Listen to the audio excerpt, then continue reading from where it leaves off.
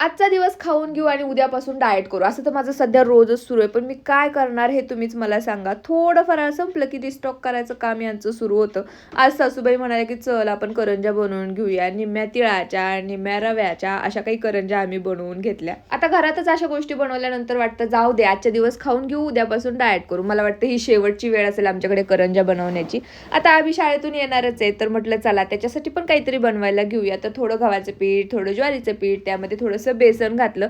काहीतरी नवीन रेसिपी मी ट्राय करत होते. कोबी मी इथे खिसून घेतला, एकदम बारीक खिसलाय. त्यानंतर एकदम बारीक चिरलेला कांदा सुद्धा मी त्यामध्ये घातलाय. नेहमी तीच टेस्ट नको त्यामुळे चिली फ्लेक्स मी यामध्ये घातलेत आणि पिझ्झासाठी जे टॉपिंग आपण वापरतो ते टॉपिंग सुद्धा मी यामध्ये घातलं. बाकी कितीही गोष्टी आपण यामध्ये घातल्या तरी मिठाशिवाय आपली रेसिपी काही कंप्लीट होणारच नाहीये. त्यामुळे चवीपुरतं मीठ घातलं, पाणी घालून मिक्स केलं. आता हे बॅटर आपलं तयार आहे. तव्यावरती मी तूपच घालून घेते आणि बॅटर मी तव्यावरती घातलं, त्याला पसरवायला गेले. त्यानंतर माझ्या लक्षात आलं की यामध्ये गव्हाचं पीठ जरा जास्त झालेलं आहे.